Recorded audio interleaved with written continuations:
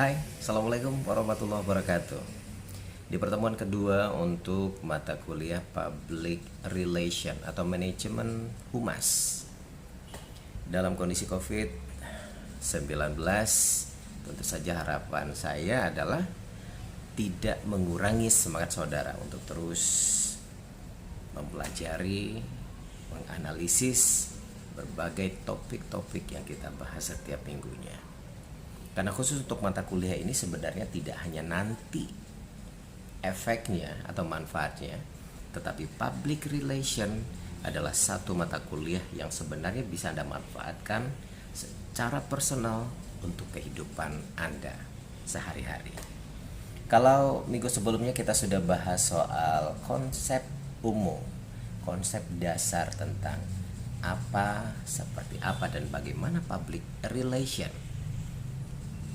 dalam sebuah lembaga atau organisasi, baik kependidikan atau di dunia non kependidikan. Dan kali ini kita akan bahas lebih lanjut tentang bagaimana fungsi, tujuan, dan seperti apa pentingnya mempelajari public relation, termasuk ruang lingkup pekerjaan dari public relation, pekerjaan-pekerjaan yang harus dilakukan dan dilaksanakan oleh orang-orang yang berada dalam divisi public relation di setiap lembaga. Yang pertama yang kita coba lihat adalah sebenarnya public relation itu apa? Simple. Public ya audience. Audience di mana sebuah lembaga, sebuah organisasi, atau sebuah perusahaan berada. Audiens itu ya dua, publik itu ya dua. Ya eksternal, perhatian di luar organisasi, dan internal yang berada di dalam lingkup organisasi. Nah, misalnya kita di kampus nih. Di perguruan tinggi, maka juga ada dua konsep dari publik yang dimaksud, yaitu orang-orang, masyarakat, people, atau seluruh audiens yang berada di luar areal kampus atau perguruan tinggi kita. Ya siapa saja mereka? Banyak. Pemerintah, masyarakat pada umumnya, orang tua termasuk dalam masyarakat, dunia kerja, industri, bisnis, dan segala macam. Nah, kita ambil salah satu misalnya. Apakah perlu menjaga hubungan baik dengan publik di luar atau eksternalnya kita? Salah satu dari bentuk masyarakat tadi yang kita tahu adalah orang tua murid atau orang tua mahasiswa. Kebayang tidak ketika orang tua tidak memiliki konsep baik atau tidak munculnya citra baik dari lembaga atau perguruan tinggi tempat sekarang Anda belajar? Kira-kira mau tidak orang tua menguliahkan anak-anak mereka di lembaga atau perguruan tinggi yang dimaksud? Karena bagaimanapun orang tua pasti ingin menguliahkan anak-anaknya di tempat terbaik, dalam tanda kutip, yang punya citra, punya nama besar, yang mereka yakin ketika anak-anaknya berkuliah di lembaga itu, anak mereka akan menjadi seseorang yang lebih baik.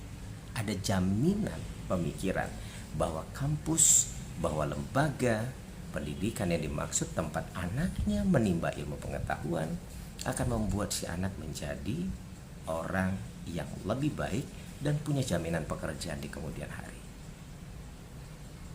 Makanya perguruan tinggi atau universitas sebagai sebuah lembaga harus menjaga stabilitas, kepercayaan, sehingga punya citra yang baik di tengah masyarakat, termasuk orang tua dari mahasiswa. Sehingga wajar dimanapun berada, ketika kita tanyakan ke orang tua manapun juga, kemana anak-anaknya kepengen dikuliahkan, pasti mereka akan mencari kampus-kampus terbaik. Nah, dalam bentuk pekerjaan dari public relation officer dari sebuah lembaga, artinya ini merupakan pekerjaan yang paling sulit, menciptakan, memunculkan, mempertahankan, dan memperbaiki citra dari lembaga itu sehingga masyarakat dan orang tua yang kita maksudkan tadi punya kepercayaan yang luar biasa kepada kampus, sehingga dengan sangat yakin ingin menguliahkan anaknya di kampus tempat Anda sekarang belajar. Nah, internal gimana? Public internal, kalau di sebuah lembaga pendidikan seperti kampus atau perguruan tinggi, mulai dari mahasiswa, dosen, pegawai, dari yang tertinggi sampai kepada yang terendah, semuanya adalah public internal dari lembaga kampus. Perlu tidak kira-kira sebuah lembaga menjaga hubungan baik dengan public internalnya? Harus. Misalnya Anda saja sebagai mahasiswa, awalnya begitu yakin bahwa Anda akan kuliah di kampus A, kemudian Anda belajar satu tahap demi tahap, semester ke semester. Tapi di tengah perjalanan ternyata Anda menemuin satu aja kasus misalnya, bahwa ekspektasi Anda terhadap dosen misalnya sangat baik, sangat bagus. Tapi ketika di lapangan Anda menemukan fakta-fakta empirik yang dosen dalam pikiran Anda ekspektasinya terlalu tinggi, ternyata pada kenyataannya tidak. Anda yang berharap mendapatkan pengalaman lebih, mendapatkan sesuatu yang luar biasa, ternyata pada kenyataannya tidak. Mungkin begini, ada dosen-dosen yang Anda temuin ketika Anda mengambil mata kuliah jarang masuk. Ketika mengajar barangkali sulit untuk Anda pahami, tugas yang terlalu berat, tetapi Anda tidak mendapatkan bagaimana strategi atau cara yang seharusnya diberikan oleh dosen yang bersangkutan supaya Anda bisa melakukannya. Tinggal lambat laun apa yang terjadi? Ya males. Lama kelamaan Anda sebagai mahasiswa juga akan menarik diri. Nah, ini yang disebut dengan citra. Perlu hubungan baik yang dijaga oleh public relation sebuah kampus sebagai organisasi pendidikan atau lembaga pendidikan terhadap publiknya, baik internal dan eksternal. Nah, terkait dengan publik ini kita akan bahas pada satu pertemuan khusus betapa hebat dan luar biasanya sebenarnya bagaimana menjaga hubungan baik dengan kedua publik yang dimaksud. Nah, sekarang kita coba lihat, karena topik kita membahas soal konsep secara umum, kemudian kita lihat tujuan. Apa sih sebenarnya tujuan dari setiap lembaga mempertahankan, memunculkan, atau menerima satu divisi yang kita sebut sebagai public relation atau manajemen humas. Perlu tidak, apa tujuannya keberadaan mereka di setiap lembaga, di sebuah organisasi. Dan ini nanti kita coba akan lihat, perlu tidak ini dimanifestasikan dalam konsep Anda secara personal. Kemudian yang kedua, fungsi. Apa fungsinya keberadaan mereka di tengah-tengah lembaga? Dan yang terakhir, Anda perlu mengetahui seberapa hebat dan seberapa berat pekerjaan atau lingkup pekerjaan dari public relation atau manajemen humas. Sekarang kita lihat apa fungsi dari public relation, keberadaan public relation atau humas di sebuah lembaga atau organisasi. Satu dari sekian banyak pendapat kita ambil, ada 5 fungsi dari PR atau public relation bagi sebuah organisasi, lembaga, perusahaan, termasuk perguruan tinggi sebagai lembaga pendidikan. Yang pertama jelas, fungsinya adalah membina hubungan baik antara organisasi atau lembaga dengan khalayaknya atau dengan publik yang saya sebutkan tadi. Tadi kita sudah jelaskan. Salah satu contoh, salah satu bentuk bagaimana hubungan itu perlu dibina. Dan yang punya tanggung jawab besar di setiap lembaga ya public relation ini. Mereka-mereka yang berada di pekerjaan atau bidang ke-PR-an. Makanya wajar mereka punya kedudukan yang sebenarnya tidak kecil, tapi gede. Bahkan kalau secara internasional mereka akan punya satu level, hampir satu level dengan pimpinan tertinggi dari perusahaan. Ini dalam konteks bisnis. Tapi kalau kita analisis satu demi satu, sebenarnya memang sangat berat tugas mereka.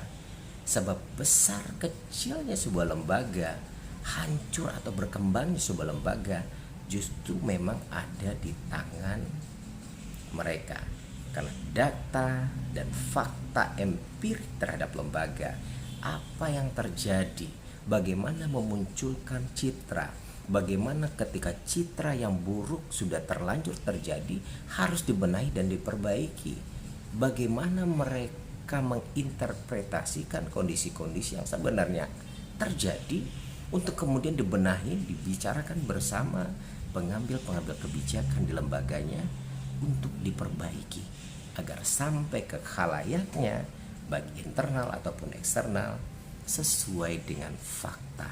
Ingat, salah satu yang membedakan public relation dengan konsep lainnya seperti iklan, marketing dan segala macam adalah mereka menjual fakta, bukan cerita.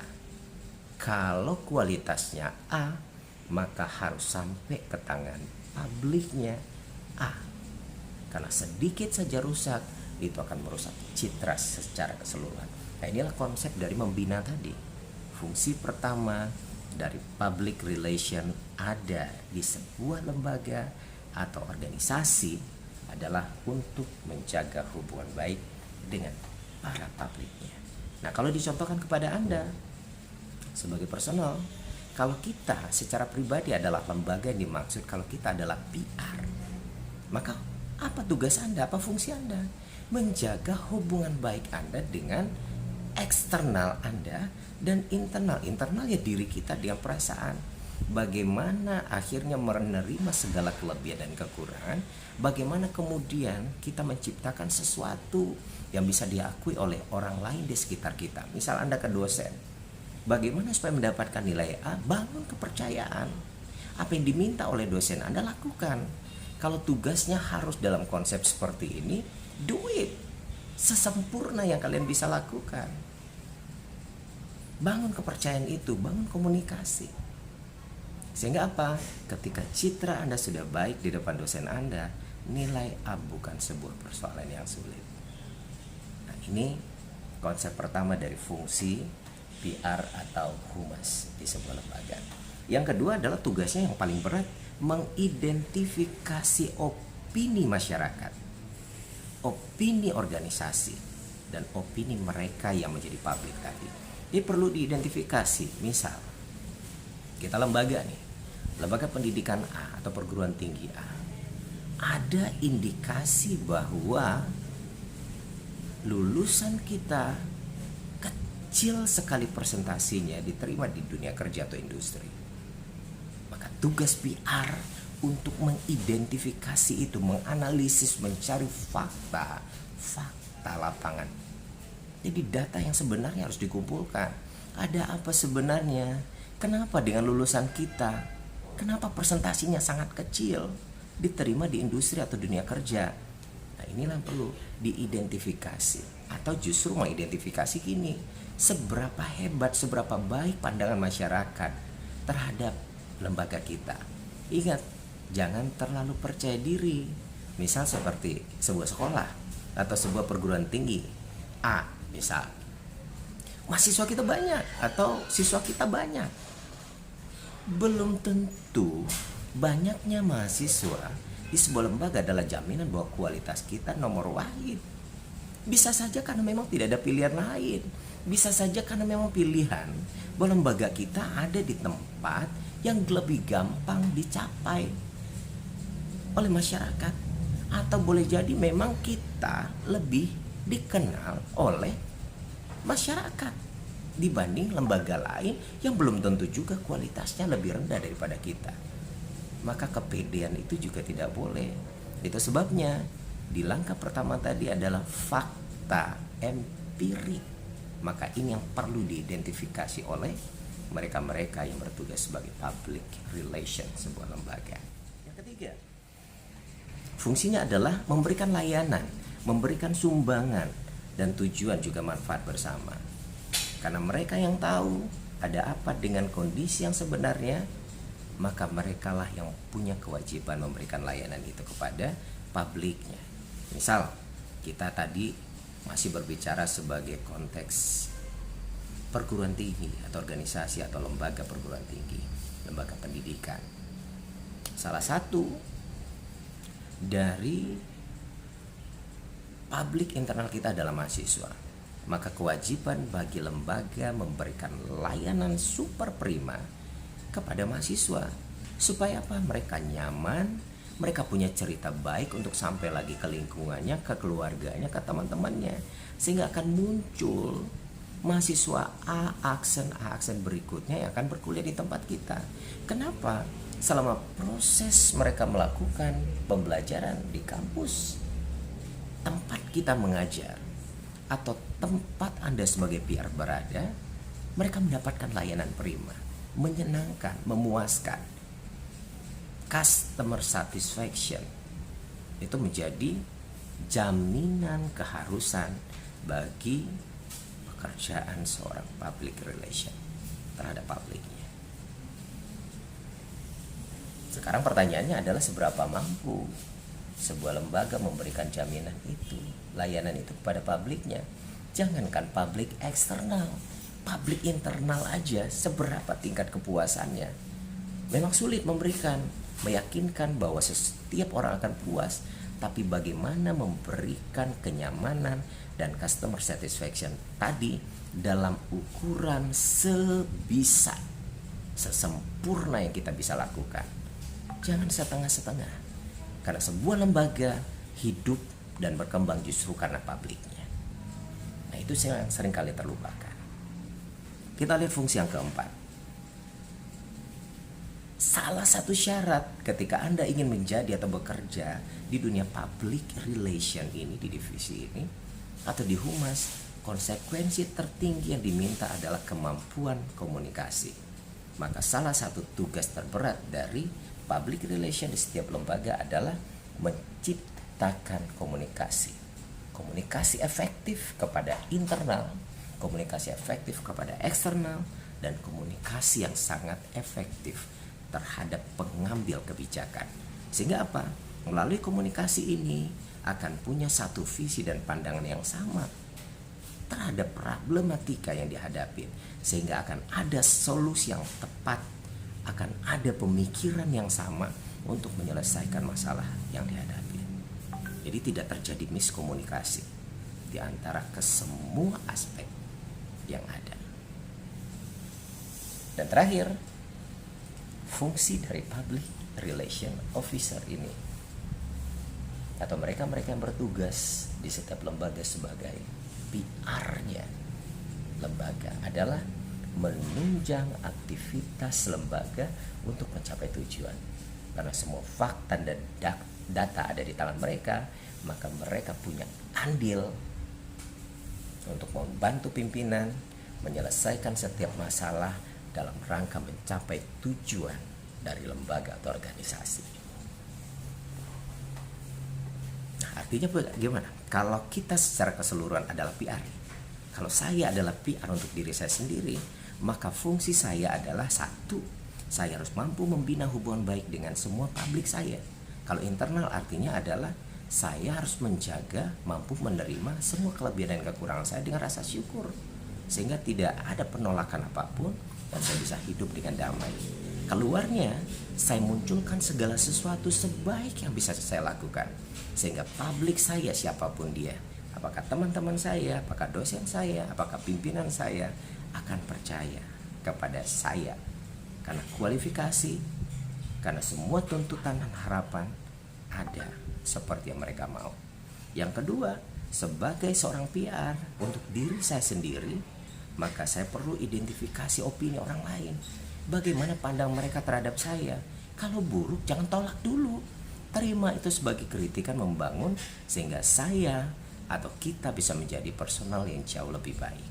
Yang ketiga, saya yang harus memberikan layanan kepada orang lain, bukan saya yang menuntut. Apa yang bisa saya berikan? Ingat, kewajiban dan hak, maka lakukan kewajiban, hak akan ngikutin. Jangan terbalik berpikir, menuntut hak tapi kewajiban kagak. Kelemahan manusia di muka bumi adalah membalikkan konteks itu, hak dan kewajiban, padahal salah. Kewajiban dan hak, maka ketika kewajiban diberikan, hak akan datang dengan sendirinya. Dan saya sebagai seorang public relation untuk diri saya misalnya, maka fungsi keempat saya adalah menciptakan komunikasi. Bagaimana sebaik mungkin saya komunikasikan tentang diri saya, kemampuan saya, keberadaan saya kepada siapapun. Ingat, komunikasi tidak hanya verbal, tapi non-verbal. Bukan berarti jaim, tapi menciptakan diri, membuat diri menjadi personal yang lebih baik. Sehingga lambat laun orang akan tahu siapa Anda, seberapa baik Anda, sehingga harus diterima dan diperhatikan.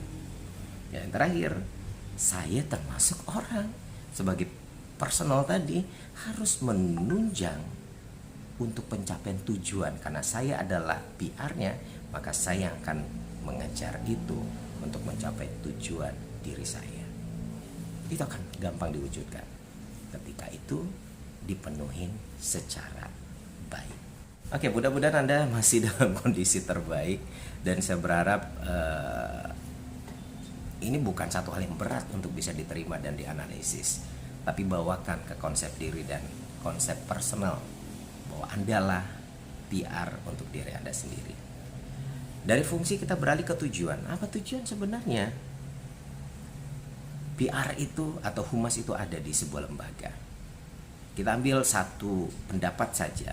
Misalnya saya tarik secara acak barusan, saya googling pendapat dari Asumta. Dia mengemukakan bahwa tujuan dari public relation ada di setiap lembaga itu, satu, memperoleh kepercayaan dan citra. Jadi keberadaan mereka adalah untuk mendapatkan citra dan kepercayaan dari publik, dari masyarakat. Citra yang dimaksud adalah citra baik. Maka apa yang harus dilakukan supaya citra itu dapat, kepercayaan itu dapat? Lakukan sebaik mungkin. Maka menjadi PR di sebuah lembaga itu sulitnya minta ampun, pekerjaannya jauh lebih mengerikan dibandingkan divisi-divisi yang lain. Karena secara keseluruhan pikirannya adalah lembaga, bukan hanya bagian, tapi keseluruhan lembaga. Ya. Yang kedua, menciptakan opini tadi, itu menjadi salah satu tujuan. Menciptakan opini yang baik tentang lembaga, tentang organisasi. Kepada siapa? Kepada masyarakat. Artinya kepada masyarakat dan publik, baik internal ataupun eksternal, punya opini yang baik terhadap lembaga. Dan yang terakhir, apa tujuannya? Keberadaan PR dan humas di sebuah lembaga atau organisasi adalah untuk menciptakan hubungan yang harmonis, hubungan yang baik. Misal kalau di perguruan tinggi tadi, antara pimpinan dengan bawahan, antara rektor dengan wakil rektor, dengan dekan, dengan ketua jurusan, apalagi dosen dan mahasiswa, itu hubungannya harmonis. Tidak ada pemikiran-pemikiran negatif terhadap segala sesuatunya. Misalnya dosen tidak masuk, anak-anak bisa berpikir positif. Ada sesuatu yang jauh lebih berat, yang lebih besar, yang harus diperjuangkan oleh dosennya, dan pembelajaran tetap bisa berjalan. Apalagi kepada publik luar, eksternal, masyarakat. Bagaimana menciptakan hubungan harmonis antara lembaga dengan masyarakat, sehingga ketika lembaga punya program, masyarakat mendukung, tidak ada penolakan. Ketika sebuah lembaga meluluskan lulusannya seperti perguruan tinggi atau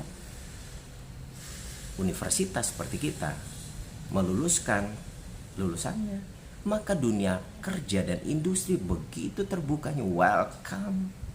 terhadap semua lulusan kita. Kalau itu tidak semua, tapi presentasinya tinggi. Kenapa?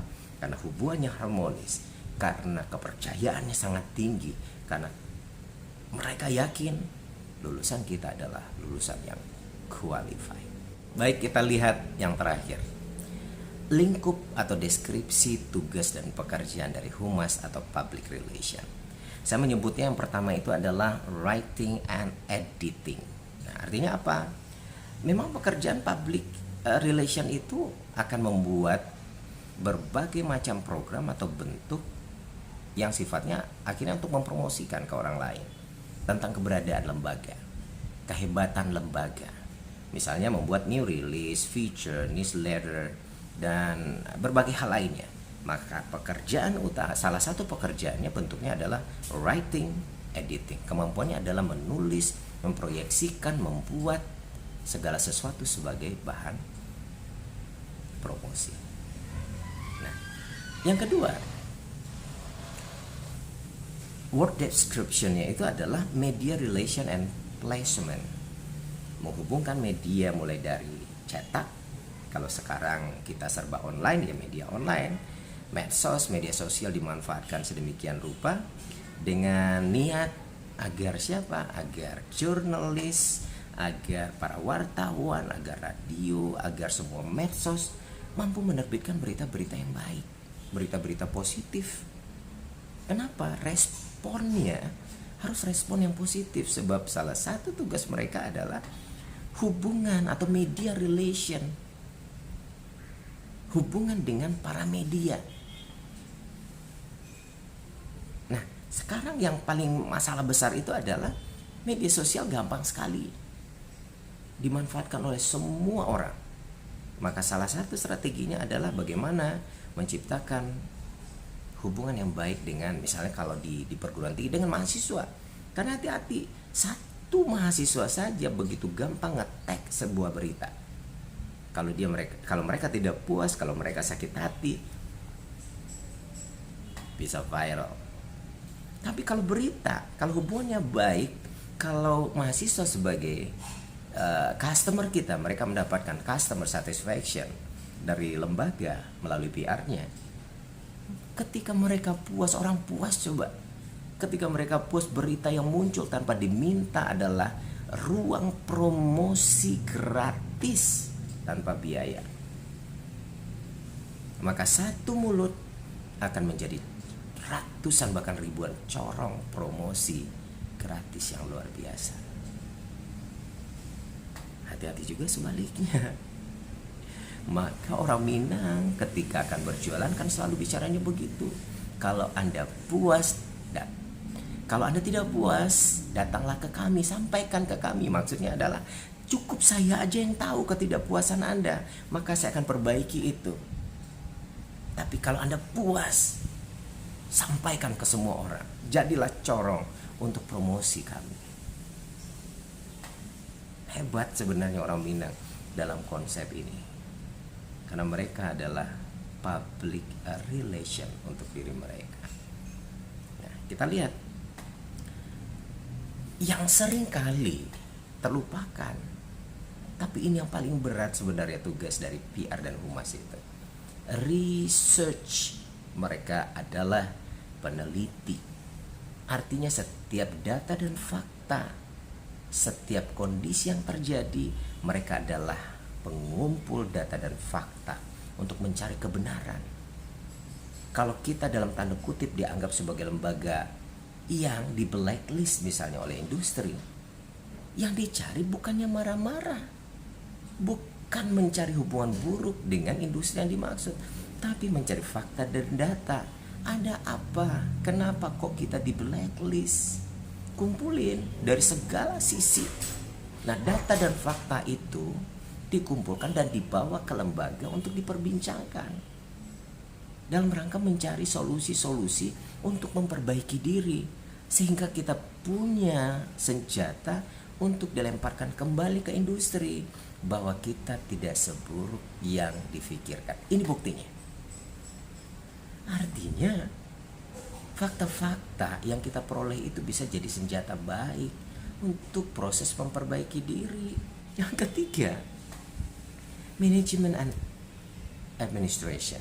Artinya kalau kita lihat dari fungsinya jelas, paling tidak ada POAZ, planning, organizing, actuating, controlling. 4 tugas ini menjadi tugas dasar. Public relation, PR, dan humasnya lembaga adalah planner. Mereka akan merencanakan akan diapain lembaga, akan dibawa seperti apa. Mereka yang akan mengorganize secara luar biasa. Mereka yang action, actuatingnya mereka, dan mereka yang melakukan kontrol. Sehingga tadi persoalan misalnya kita di blacklist, mereka yang merencanakan akan seperti apa, akan dibagaimanakan untuk menjawab blacklistnya para industri tadi. Mereka yang akan mengorganize sedemikian rupa supaya pemikiran-pemikiran negatif dari industri tadi terhadap lulusan kita terjawab. Actionnya juga mereka. Diapain mahasiswa ini? Diapain lembaga ini? Dan kontrol juga ada di tangan mereka. Sejauh mana persepsi itu bisa dibenahi? Sejauh mana bahwa itu sudah terjadi peningkatan? Jadi jangan hanya diam, jangan hanya sibuk memikirkan kenapa orang buruk tanpa action. Nah, manajer dan administrator itu tugasnya minimal 4 tadi. Planning, organizing, actuating, and controlling. Nah, kita ambil 2 sisi terakhir dari work description dari PR dan humas. Yang pertama, yang kelima maksudnya adalah counseling, memberikan konsultasi pada manajemen puncak mengenai isu-isu sosial, politik, peraturan baru, berbagai persoalan yang ada di bawah, di lapangan, terkait dengan lembaganya yang kadang-kadang pimpinan puncak tidak sampai tahu pada data itu. Nah, kita yang PR ini punya kewajiban untuk memberikan konseling itu, sehingga pimpinan juga tahu dan paham real keadaannya sebenarnya. Kemudian inilah yang akan diskusikan bersama oleh para pengambil kebijakan itu berdasarkan data-data dan fakta-fakta yang didapatkan oleh PR dan humasnya. Betapa hebat sebuah keputusan yang diambil berdasarkan fakta dan data real. Nah, fakta dan data real inilah yang menjadi tugas dari PR dan humas itu di lapangan, mencari, menggali, mendapatkan.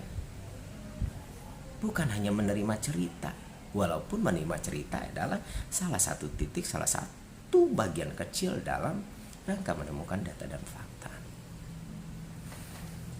Special event juga menjadi tugas lingkup dari PR dan humas.